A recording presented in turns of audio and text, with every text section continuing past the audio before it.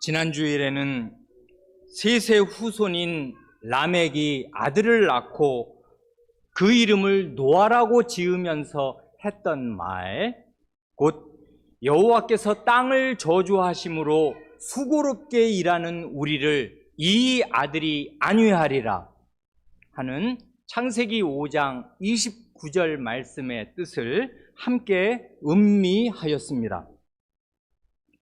성경에서 이 안위, 안식과 위로는 사실상 구원과 같은 말입니다.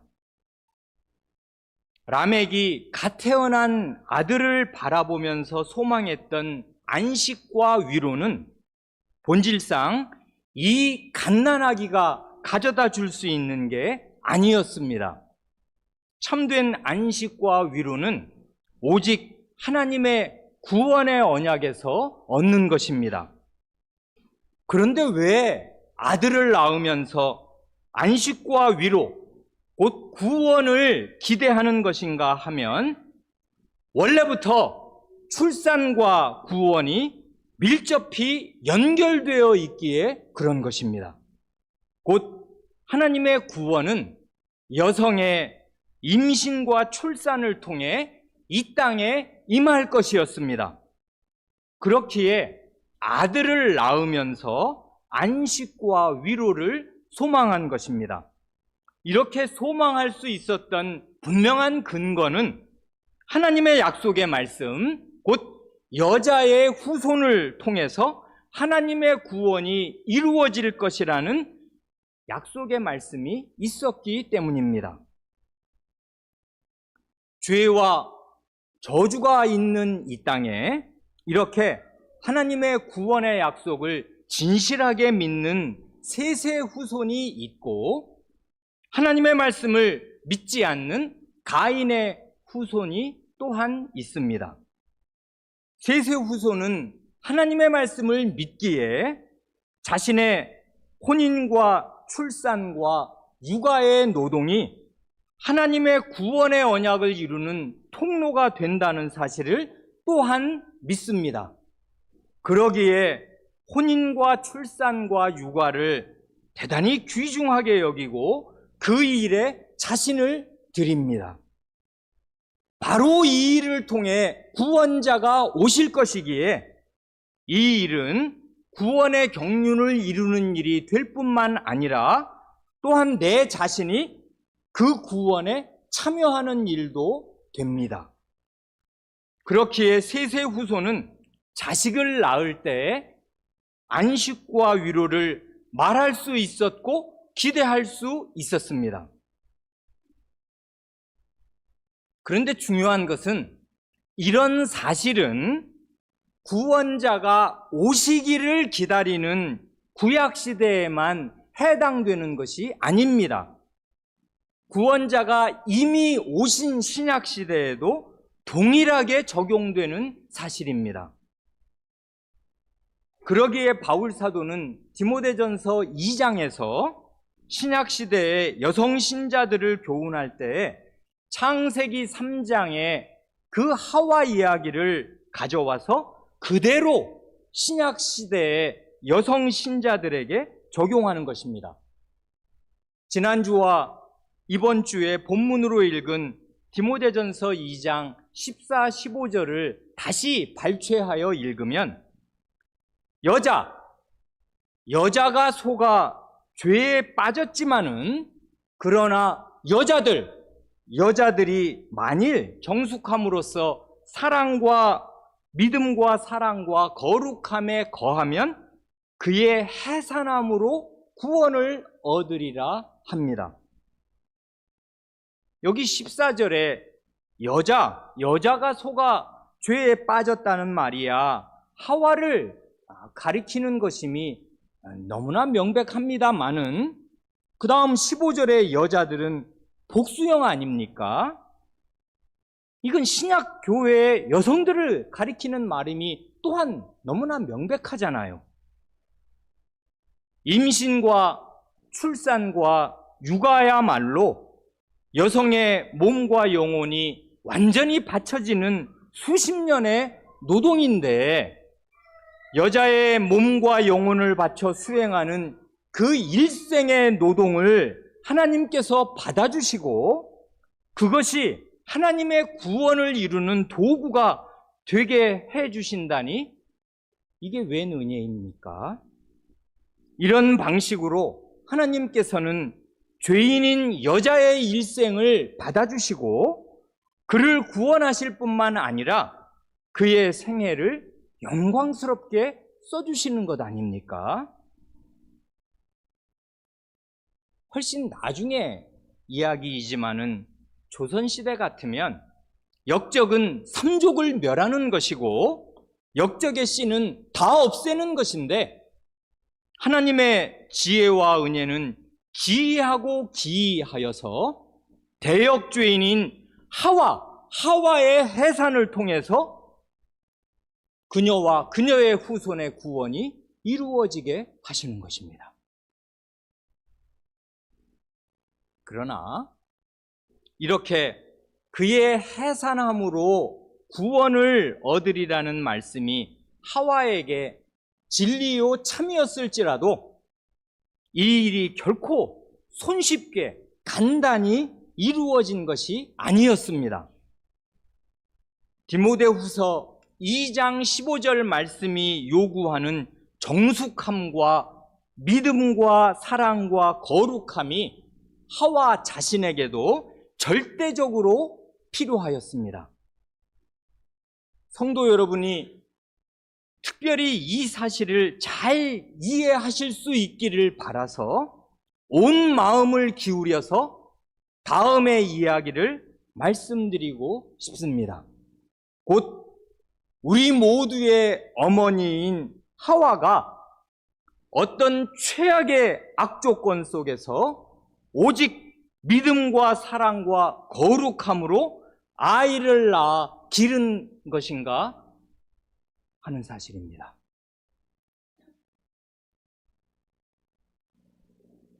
하와는 인류의 전체 역사에서 타락 이전에 완전한 상태가 무엇이며 낙원이 얼마나 좋은 곳인지를 경험한 유일무이한 여성 아닙니까? 본래 하와는 하나님께서 보시기에 심히 좋다, 하나님의 눈으로 평가하실 만큼 최고의 상태로 지음받은 존재이고 하나님께서 그 거룩하신 절대자의 손으로 직접 만드신 존재입니다. 지음받자마자 한동안 남편과 함께 하나님의 동산인 낙원에서 신혼 생활을 하였습니다. 이보다 더 좋을 수는 없는 것입니다. 그러다가 어느 날 갑자기 낙원에서 쫓겨나서 가시덤불과 엉겅퀴가 나는 땅에서 수고로이 일하지 않으면 안 되었습니다. 상대적 박탈감이라는 말 있지 않습니까? 아예 태어날 때부터 가난하고 궁핍하게 살면 의뢰 그러려니 할 수가 있는데요. 최고로 좋은 환경에서 부유하게 살다가 갑자기 사업이 망해서 극빈에 처하게 되면 그게 훨씬 힘들다는 것 아닙니까? 이걸 상식을 가진 사람이라면 누구나 알 수 있잖아요. 모르긴 해도 하와는 우리가 다 가늠하기 힘들 만큼 큰 상대적인 박탈감을 평생 안고 살았을 것입니다. 죄에 대한 저주가 임한 땅에서 하와가 첫 아들을 낳았습니다. 그때 그 아이의 이름을 아버지 아담이 아니라 어머니인 하와가 직접 지어줍니다. 이게 특이하다고요. 창세기 4장 1절 말씀이 그것입니다. 내가 여호와로 말미암아 등남하였다. 이 말을 아담이 한 것이 아니라 하와가 하는 말이에요. 그래, 어둠이라는 뜻을 담아서 자기 아이의 이름을 가인이라고 짓습니다. 하와는 해산의 고통을 경험하면서 하나님께서 낙원에서 자기에게 직접 하신 그 말씀, 내가 네게 임신하는 고통을 크게 더하리니 네가 수고하고 자식을 낳을 것이라 하신 말씀을 기억하지 않을 수 없었을 것입니다. 그와 동시에 하와는 첫 출산을 할 때 여호와 하나님께서 내게 아들을 주셨다 하고 여호와 하나님, 구원자 하나님을 생각합니다. 그러니 그때 그 하와의 마음 속에 어떤 기대와 기쁨이 있었을지 짐작하는 것은 어려운 일이 아닙니다. 아이를 낳을 때 어머니라면 누구나 느끼는 한없는 신비감과 기쁨이 있었을 것이고, 특별히 이 하와는 여자의 후손에 대한 하나님의 계시의 말씀을 기억하고서 이 아이가 그 증거다 하고 생각하였을 것입니다. 그래, 내가 여호와 하나님 때문에 아들을 얻었다 해서 그 얻었다는 사실을 마음에 새겨서 아이의 이름을 지었어요. 가인이다, 너는 얻은 아들, 내가 하나님께 얻은 아들이야 하고 그 아이를 부를 때마다 하나님의 그 말씀, 하나님이 자기에게 해주신, 아니 뱀에게 하신 말씀이 자기에게 적용되는 그 말씀을 기억하였을 것임이 틀림이 없어요. 이어서 동생 아벨을 또 낳았습니다. 두 아들이 자랐고 장정이 되었습니다. 가인은 농사를 짓는 농부가 되고 아벨은 목축을 하는 목축업자가 되었습니다. 그러다가 우리가 다 아는 대로 형 가인이 지극히 사악한 마귀적인 시기심과 증오심을 품고서 동생 아벨을 살해합니다. 그러니까 하와는 말하자면 자기 뱃속으로 낳은 자식이 뱀의 자식이 된 것을 경험한 셈입니다. 뱀의 후손, 이건 직역하면 뱀의 씨인데요, 뱀의 씨라고 해서 실제로 마귀가 자식을 낳는 것은 아닙니다. 천사는 자식을 낳지 않아요. 마귀는 자식을 못 낳아요. 사람이, 여성이 아이를 낳는 것인데 그 아이가 뱀의 자식이 되기도 하는 것입니다. 아, 내가 마귀 새끼를 낳았구나, 이런 식으로 뱀의 씨와 여자의 씨가 서로 원수가 되는 거구나, 하와는 알았을 것입니다. 하와는 자기의 죄와 타락의 결과가 어떤 재앙과 비극을 가져왔는가를 보았을 때 몸서리를 쳤을 것이고 죽고 싶었을 것입니다. 하와는 그날 말하자면 두 아들을 다 잃었습니다. 한 아들은 죽었고 그 아들을 죽인 살인자를 식구로 여겨 그를 위해 밥을 해줄 수는 없는 것입니다. 그러니 하와는 한 여성이 어머니로서 겪을 수 있는 최악의 사태를 겪은 것입니다. 이보다 더 나쁠 수는 없습니다. 사고로 두 아들을 함께 한꺼번에 잃는 것보다 훨씬 더 끔찍한 일을 겪은 것이라고 말할 수 있을 것입니다.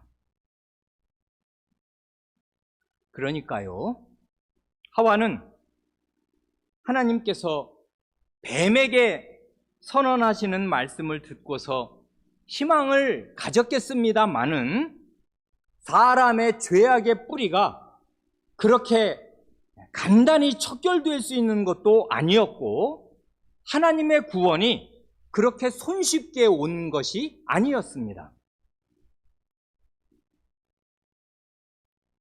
말씀드리고 싶은 것은 이것입니다. 한 여성이 이런 일을 겪은 뒤에 아이를 또 낳고 싶겠습니까? 성도 여러분 같으면 어떠실 것 같습니까?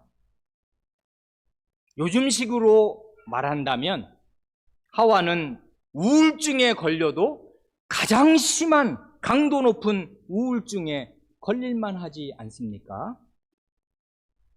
임신, 출산, 육아에 대한 일종의 강력한 트라우마가 생기지 않았겠습니까? 아이고, 아주 징글징글하다. 치가 떨린다. 다시는 아이를 낳지 않겠다. 다시 태어날 아이가 가인 같은 놈이 되지 않을 거라는 보장이 도대체 어디에 있냐 하고 생각할 만하지 않겠습니까? 여러분, 첫 아이는 모든 부모에게 특별해요. 얼마나 정성과 애정을 기울이고 그게 자기의 구원의 통로고 구원의 길이에요. 여자의 후손이 이 문제를 해결한단 말입니다.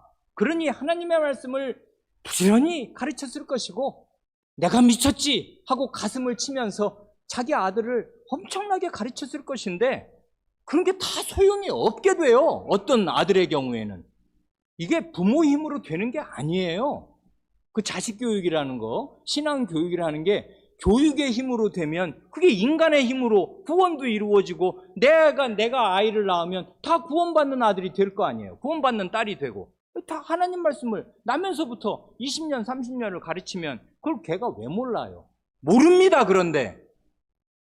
그러니까 신앙 교육은 반드시 부모라면 해야 하는 것이지만 그걸 하나님이 써주셔야 그게 한 알의 씨알이라도 먹히는 것이지 그게 사람의 힘으로 되는 게 아니에요. 그러니까 말입니다. 낳았어요. 정성을 들여 길렀는데 내가 낳은, 내 뱃속으로 낳은 아이가 마귀 새끼가 되더라 이것입니다. 그런 걸 봤잖아요. 이건 정말 우리가 상상하기 싫은 너무나 끔찍한 그 비극을 자기 집안에서 당대에 겪은 것이란 말입니다. 그러면 무슨 아이를 낳아요 또? 요즘 여성 같으면 자기 남편 아담에게 말했을 것입니다. 저녁에 내 옆에 올 생각 하지도 말아라. 나는 아이라면 이제 치가 떨린다. 무슨 아이를 낳냐 우리가.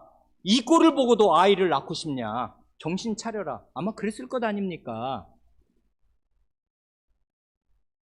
하와가 처한 형편이 그녀가 겪은 이 끔찍한 경험이 요즘 우리나라 젊은 여성들이 가지고 있는 혼인, 임신, 출산, 육아에 대한 어려움과 거부감만 못해요? 헬 조선이랍니다. 조선이 지옥이랍니다. 하와의 처지를 한번 생각해 보세요. 그게 요즘 젊은 여성들이 우리나라에서 느끼는 상대적인 박탈감과 혼인과 육아와 출산에 대한 그 어려움, 끔찍하다. 인생 선배들이 다 그렇게 얘기하더라 하는 그것하고 한번 비교해 보세요. 드리고 싶은 말씀은 이것입니다. 바로 여기에 하와의 믿음이 있는 것 아닙니까? 하와는 사람이 처할 수 있는 최악의 상황에서 하나님의 언약의 말씀을 붙듭니다. 그리고 그 믿음으로 다시 아이를 낳습니다. 이게 믿음 아니에요.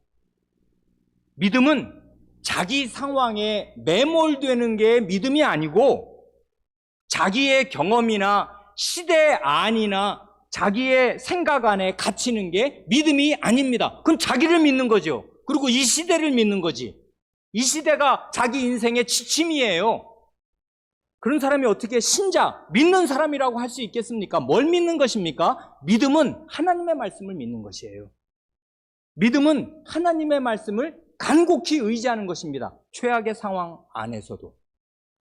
자기의 상황이 어떠하든지 관계없이, 자기가 무엇을 겪었든지 관계없이 하나님의 말씀을 간곡하게, 절실하게 절대의 기준이고 진리라고 인정하고 믿고 그 말씀의 위에 자기 생을 건설하는 거예요. 그게 믿음입니다.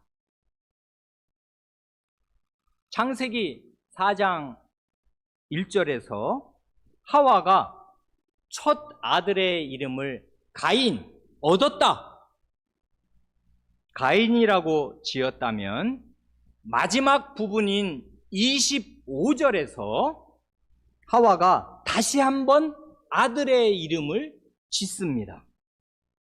그녀의 말을 우리는 다시 한번 4장에서 듣게 됩니다. 그 24장 25절, 26절을 읽으면 이렇지 않습니까? 아담이 다시 자기 아내와 동침하매 그가, 이건 번역을 그녀가라고 하면 더 이해하기 좋으실 것입니다. 여기에 그는 아담을 가리키는 말이 아니에요. 영어 성경 가지고 계신 분들은 영어 성경을 읽으면 아주 명백하게 나올 것 아니에요. she란 말입니다. 그녀예요. 하와가 아들을 낳아 그의 이름을 셋이라 하였으니 이는 하나님이 내게 가인이 죽인 아벨 대신에 다른 씨를 주셨다 함이며, 여기까지가 이제 하와의 말이고, 그 다음은 이제 창세기를 기록한 이 기록자가 쓰는 말 아니에요. 셋도 아들을 낳고 그의 이름을 에노스라 하였으며 그때 사람들이 비로소 여호와의 이름을 불렀더라. 그러니 창세기 4장을 쭉 읽고 다시 읽으면 4장 1절 맨 앞부분, 그리고 4장 맨 마지막 부분인 25절, 4장의 처음과 끝부분에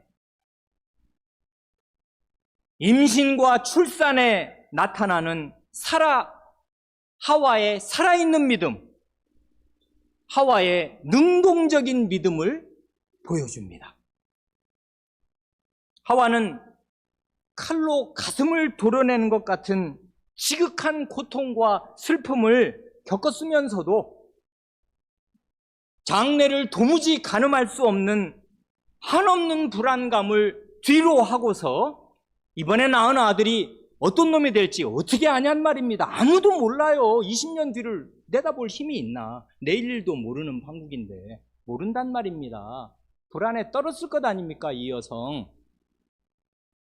그러나 오직 하나님의 말씀을 믿는 믿음으로 임신 출산에 다시 임합니다. 그러고 나서 첫 아들을 낳았을 때 하나님을 기억하였듯이 이번 아들도 하나님이 주셨다.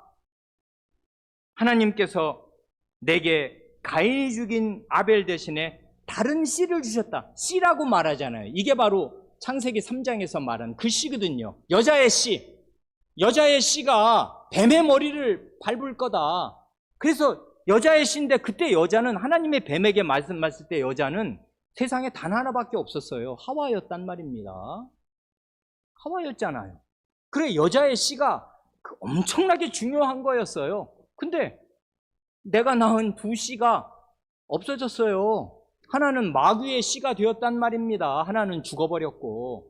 그러니 하와가 만약에 너무나 자기가 겪은 게 끔찍해서 우울증에 떨어지고 임신 출산에 대한 트라우마 때문에 다시는 아이를 갖지 않았으면 구원은 없는 것이에요.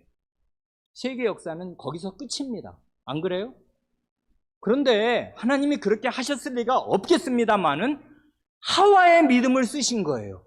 하와의 믿음을 받으신 것이고 이게 쉽게 된 일 절대로 아닐 거 아닙니까? 우리가 그걸 왜 몰라요? 자식을 낳아서 길러보면 그 애환을 겪고 나면 그리고 이런 일을 상상을 해보면 이 사람이 다시 아이 낳는 거? 야, 이건 보통 일이 아니다. 이게 어떻게 가능하지? 믿음으로 가능한 것이에요. 하나님의 말씀을 믿었습니다. 여자의 씨가 나와야 해요. 그래야 구원자가 나올 것이고 저 뱀이 머리가 깨질 것입니다. 여자의 씨가 와야 해요. 나와야 돼. 나는 아이를 낳아야 한다. 이게 구원이다. 내가 구원받을 길이고 하나님의 구원이 이 세상에 오는 길이다. 하나님이 말씀하셨다. 근데 거기에 쓰임받을 사람이 자기예요. 근데 나는 하기가 싫어. 왜 또 아이를 낳아 기르고 싶냔 말입니다. 힘들어 죽을 지경인데. 하루하루 사는 것도 힘든데 안 그래요? 낳아요. 근데 낳습니다. 그리고 낳을 때 하나님을 믿잖아요. 하나님을 의지해요. 이 아벨 대신에 다른 씨를 주셨다. 그러고 나니까 이 아이에게 자기가 이제까지 했던 결과적으로 헛수고처럼 보였던 신앙교육을 다시 하는 것이에요. 이러이러한 일 겪었다. 이게 다 네 엄마 잘못이었다. 우리의 죄는 무서운 거다. 이게 장난이 아니다. 네 속에도 죄가 있지 않냐? 내가 너를 뱃속에서부터 죄인으로 낳았거든. 미안하다. 근데 어떡하냐? 하나님은 이런 분이시다. 우리를 당장 죽이신 게 아니다. 이 땅에서 먹고 살 수 있게 해주시지 않냐? 그리고 이렇게 저렇게 좋은 것도 많이 우리가 지금 누리고 살지 않냐? 그런데 이 하나님의 구원이 임하려면 하나님의 말씀을 믿어야 한다 하고 부지런히 가르쳤단 말입니다. 그랬더니 어떻게 된 거예요? 셋도 아들을 낳고 그 이름을 에노스라 하였는데 셋의 아들 때에 가서 사람들이 여호와의 이름을 부릅니다. 구원의 하나님의 이름을 부르고 그 하나님께 예배하게 되었어요. 이게 어떻게 가능했을 거라고 생각하십니까? 하와의 임신과 출산과 그의 가정교육과 신앙교육, 그 절실한 신앙교육. 난 이런 일을 겪었다. 너를 낳고 싶지 않았다. 그런데 낳아야만 했다.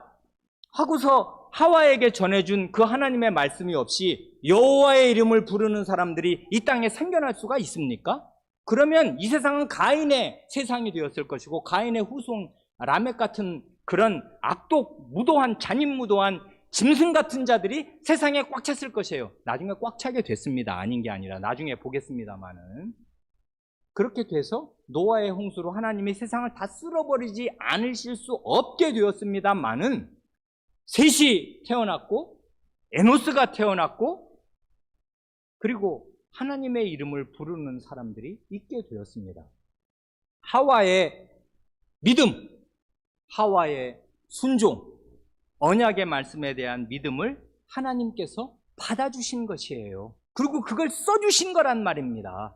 그 끔찍한 경험을 하였던, 그러면서 자기를 하나님께 드렸던 하나님의 말씀에 자기를 온전히 의탁하고 그 믿음으로 살았던 그 하와의 믿음을 하나님이 써주셨습니다. 그래, 창세기 3장에서 말씀하셨던 여자의 씨, 여자의 후손을 주셨고 그 결과로 여호와의 이름을 부르는 거룩한 사회가 시작되게 되었습니다. 그러니 뱀의 씨가 있고 여자의 씨가 있는데 이건 마치 구별되는 것 같지만 사실은 둘 다 여자의 씨인 것이에요. 원래는 여성이 다 아이를 낳아요. 그런데 그 중에 일부는, 아니 다수는 뱀의 자식이 되는 것이고, 그러나 그런 게 무서워서 아이를 안 낳으면 여자의 씨라고 말하는 그 여자의 씨도 세상에 없는 것이에요. 그러면 하나님 나라도 없는 것이에요. 하나님 나라는 하나님 백성이 있어야 나라지. 하나님 혼자 계시면 하나님 나라가 됩니까? 왕 혼자 나라가 돼요? 백성이 있어야 돼요. 백성은 어떻게 생기는데요? 여자의 씨로 생기는 것입니다. 아이를 낳아야 그 아이 가운데 사람의 힘으로 미칠 수 없는 영역에서 믿음을 버리고 이 세상으로 가는 사람이 나오겠습니다. 너무나 가슴이 아프고 부모는 가슴을 찢지만 그런 사람들이 있을 것이에요. 그러면 아이를 안 낳습니까? 그러면 하나님 나라가 없는 것이에요. 그래서 바울 사도가 하와의 믿음을 생각하면서 하와가 여자가 속아 죄에 빠졌습니다 말하고 그러나, 이 그러나가 엄청나게 중요한 거 아닙니까? 죄에 빠졌어요. 우리가 다 죄인입니다. 그러나 여자들이, 여기에 여자들은 하와의 딸들 아닙니까? 이제 우리의 어머니가 하와니까 여기에 나오는 신약 교회 여성들은 다 하와의 딸들인데, 하와의 딸들이 만일 정숙함으로써 믿음과 사랑과 거룩함에 거하면 그의 해산함으로 구원을 얻으리라 하고 신약의 신자들을 교훈하는 것입니다. 이건 창세기 3장에서 시작되고 4장과 5장으로 이어지는 하나님의 구원의 경륜을 바르게 이해한 사도가 창세기 3, 4, 5장에 하와를 생각하고 그의 죄와 타락과 그의 믿음의 해산을 생각하면서 이런 원리가 신약 교회 안에 있는 여성 여러분에게도 동일하게 적용되는 것 아닙니까? 하나님의 구원 경륜은 이런 것 없이는 이루어질 수가 없습니다. 여러분, 하고서 믿음과 사랑과 거룩함으로 생활하고 혼인하여 아이를 낳으시고 그 아이를 하나님의 백성으로 기르십시오. 여기에 우리의 구원이 있으며 우리의 구원받는 하나님의 사회가 여기에 있는 것 아닙니까? 이것 없이는 하나님의 구원이 어디 있으며 하나님의 사회가 어디 있어요? 요즘 여성들처럼 아이 낳는 거 힘드는데 나는 구원을 얻었으니 나 혼자 하나님 잘 믿고 가면 됩니까? 그 다음 때는 하나님 나라 이 땅에 어디 있습니까?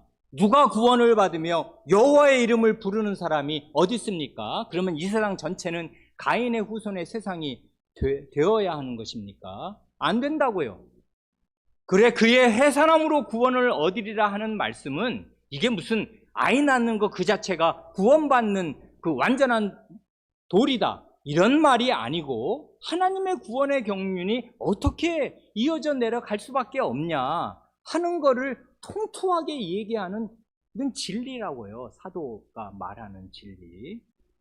이 믿음으로 교회 안에 계신 젊은 부부들이 아기를 낳으시기 바랍니다. 하와를 생각하세요. 지금 몹시 힘들답니다. 그걸 누가 모르겠어요.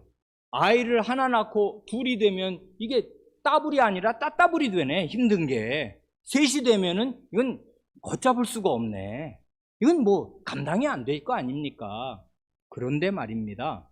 이러는 우리의 그 지난한 수고와 그리고 이 시대에서 그게 얼마나 어려운 일이에요.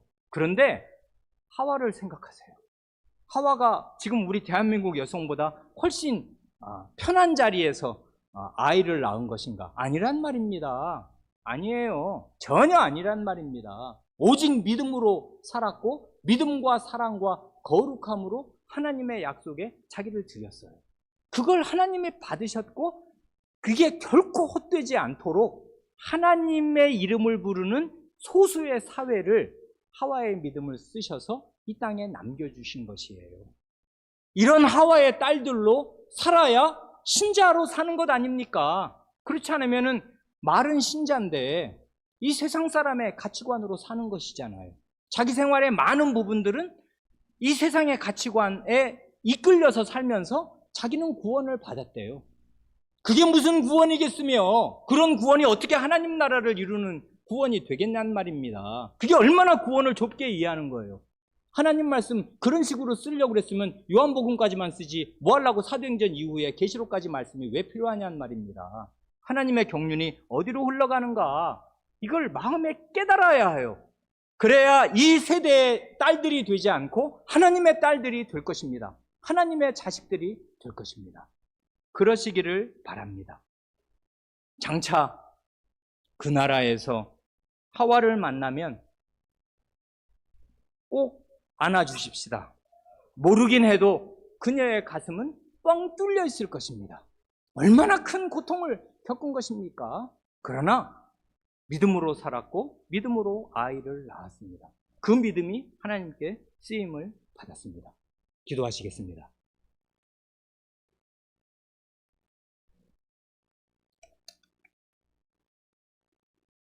하나님 아버지,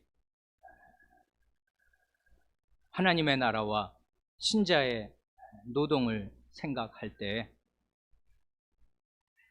믿음으로 혼인하여 아이를 가지고 그 아이를 그 지극한 해산의 고통을 경험하면서 아이를 낳고 그 아이와 매일을 씨름하며 20년, 30년을 길러야 하는 이 육아의 노동이 한 인간의 전부를 요구하는 지극한 노동이요, 더 할 나위가 없는 최고의 강도 높은 노동임에 틀림이 없지만, 하나님께서 이런 믿음을 가진 거룩한 믿음과 사랑으로 하나님께 자기를 드리고 사는 거룩한 부녀들의 그 믿음과 일생의 노동을 받으시고, 그가 겪고 가슴 아픈 일을 겪는 것이 많고 많을지라도 그의 마음 중심에